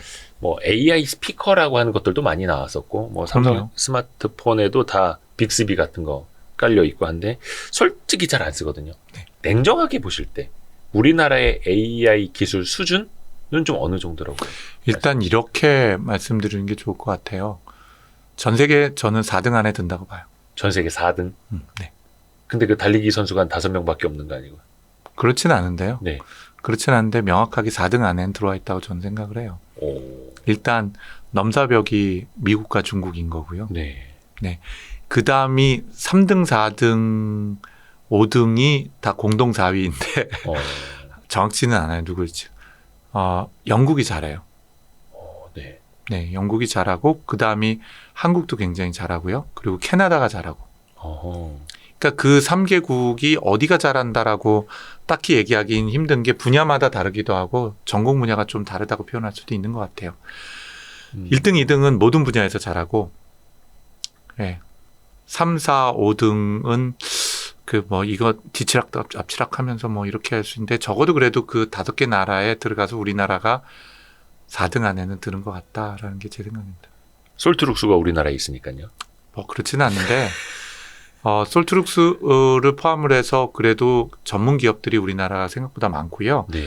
나열을 해보면은 AI를 표방한 기업이 우리나라 한 200개 정도 돼요. 그렇게나 많아요? 예, 지난 한 5년 동안에 정부에서 AI 기업을 키우겠다고 투자를 많이 했어요. 그리고 나서 지난 5년간 1조 원 이상을 정부가 투자를 했어요. 한국에. 전 세계 그런 국가 별로 몇 없어요. 년 동안요? 5년 동안. 1조 원 이상을 투자했어요. AI에만. 그러니까 전 세계에서 그 정도 투자한 나라가 별로 없어요. 오, 그래요? 네. 잘 몰라서 그렇지 실제로 작년 한 해가 투자 금액이 2천억 원이었어요. AI에만. 그러니까 실제로 그게 우리 눈에 안 보여서 그렇지 은근히 그 실제로 대한민국 정부가 유능해요. 제가 보기에는. 그러니까 대한민국 정부가 유능하고요. 열심히 일해요. 그 소프트뱅크 손정희 회장이 우리나라 그때 방문해서 막 AI 역설했던 게 그것도 몇 년 됐죠 벌써. 이 3년, 4년 된 것 같아요. 대통령 만나서. 맞아요. 대통령도 만나고 네, 대기업 네. 총수들 다 만나고 그러면서 딱 한마디 해달라고 하니까 첫째도 AI, 둘째도 AI, 셋째도 AI다. 맞아요. 그래서 우리나라도 정책적으로도 그렇고 기업들도 AI를 열심히는 하고 있는. 첫 번째 AI 투자를 다시 시작한 게 만 10년 됐어요. 대한민국 미래 먹거리 핵심 전략, 기술 전략 10가지를 뽑아내요. 정확히 10년 전에. 네. 거기에 AI가 들어가 있었어요. 인공지능이. 놀랍죠? 근데 일반인들은 잘 모르시는데 실제로 저는 대한민국이 무슨 그 뭐라 그러죠? 무슨 국뽕 이런 거 아니고요. 네. 팩트로 봐서 그래요. 10년 전부터 대한민국에서 꽤 많은 R&D 투자도 해왔었고요. 저희 같은 기업도 있었고 생존해 오기도 했었고 한 몇 안 되는 국가예요. 근데 실제로 상용화되고 있는 서비스들도 많습니다. 그렇죠? 버추얼 휴먼 많이 나와 있고 그럼요. 챗봇도 있고 이미지 생성해 주는 것도 그럼요. 카카오 계열인가 여러 군데 되게 네. 많이 있고 작곡해 주는 프로그램도 있다고 영상 편집도 한다고 하고. 예. 오. 많습니다. 이 중에서 뭐라 해야 될까? 너무 많아가지고 영역이. 그죠? 언어부터 영상까지도. 대표님이 보시기에 이 기술 하나는 진짜 뭐라 해야 되나? 정말 대단하다. 꼽아주실 수 있는 거 어떤 게 있을까요? 메타휴먼 아까 말씀하셨는데 메타휴먼에 기반해서 영상 생성을 하는 거는 예. 전 세계 1등에 있다고 봐도 돼요. 우리가 흔히 이제 버추얼 휴먼이라고 하는 그러니까 거. 버추얼 휴먼만이 아니라 버추얼 휴먼을 포함을 해 영상 생성까지도 하거든요. 다. 예, 영상 생성이라는 건 유튜버들이 영상을 만드는 것처럼 네. 버추얼 휴먼이 가상 인간이 방송까지도 하는 거예요. 그런 서비스나 그런 기술로는 제가 보기에는 지금 전 세계 어디를 내놔도 빠지지 않는 것 같아요. 오. 네, 뭐 예를 들면 저희 자회사인 플루닛도 그렇고 네네네. 또 이스트 소프트라는 데도 너무 잘하고 있고요. 네. 딥브레인 AI라는 회사도 있어요. 그러니까 음. 국내 그런 회사가 뭐 저희 자회사를 포함해서 한 주력으로 하는 데가 한 3개 정도 있지만 그 외에도 한 4-5개 더 있어요. 근데 여기 기술력이 전 세계 어디 가도 뒤처지지 않아요. 굉장히 잘합니다. 그러니까 이게 버추얼 휴먼이 네. 그러니까 메타 휴먼이라고도 하고 네. 가상 인간이라고도 네. 하고 해서 뭐 모델로 만들어서 뭐 각 대기업들 광고 모델로 광고도 쓰기도 하고 뭐 음원을 발표하기도 하고 네. 옛날에 네. 사이버 아담처럼. 네. 근데 많더라고요. 제가 느끼기에는 상장사들도 많이 한다고 하고 비상장사들도 많이 하고 VFX라고 이제 예전에 전통적인 컴퓨터 그래픽 하는 회사도 어디랑 같이 협업을 해서 만든다 하고 약간의 뭔가 기술적 차별성? 그러니까 캐릭터의 차별 말고 그러니까 3가지 방식이 있는 거예요. VFX 한다고 하는 데는 가상 인간이란 걸 만드는 거 한 땀 한 땀 정성을 들여서 만드는 거고요. 네. 그 극단적인 방법은 AI로 가상 인간 전체를 생성하는 방법이 있죠. 생성 AI로. 예, 그 2가지 방법은 완전히 다른 방법이죠. 그리고 또 이 가상 인간이 영상으로 만들어서 광고만 내보낼 수 있냐, 실시간으로 대화를 할 수가 있냐 네. 하는 건 또 완전히 다른 얘기거든요. VFX 하는 데는 영상을 만드는 조직이죠. 네. 그렇잖아요. 네, 네, 얘가 네. 대화를 할 수는 없을 거 아니에요. 네네네. 예, 근데 실시간으로 생성이 되고 애니메이션이 될 수 있는 가상 인간은 대화도 가능한 가상 인간이죠. 그래서 그 스프레드가, 그러니까 스펙트럼이 넓어요. 네. 그 넓은 스펙트럼에서 각자가 자신의 방식으로 비전을 믿고 성장을 해가려고 노력을 하는 거죠. 그러면 솔트룩스 그 플루닛이라는 자회사 하는 방식은 둘 다를 하고 있어요. 그래요. 예, 영상 생성하는 모델도 하고 있고, 그 다음에 3D 캐릭터를 생성해서 실시간 대화를 나누거나 인터랙션 하는 것도 하고 있죠. 여기 수익이 되나요? 그럼요. 지금 저희 베타 서비스인데 사용자가 6,000명이 넘었어요. 사용자가요? 네, 유저가 6,000개 넘고 한 달에 영상이 6,000개, 7,000개씩을 이 가상인간 통해서 생성을 하고 있어요. 아예 그러면 이걸 쓰는 소비자들이 고객들이 플루닛 서비스를 이용해서 가상인간을 이용해서 영상을 만들 수가 있는 거예요? 들어가셔서 지금 쓰시면 돼요. 공짜입니다. 아 진짜로요? 그 캐릭터가 혹시 몇 개나? 지금 뭐 저희 2달 동안 만든 캐릭터가 500개, 600개 정도 돼요. 그럼 그 중에 하나 골라가지고 네. 와이스트릿 진행 대신에 대표님이 한번 오시면 대표님을 가상인간으로 만들어 드릴게요. 이렇게 떠가지고요. 네. 와. 그러면 대표님하고 대담해야 해도 되죠. 아 그래요? 그게 혹시 제작비가 공짜. 그래요?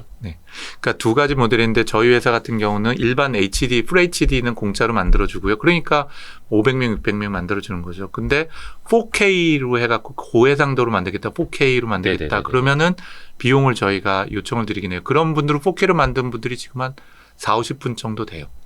네.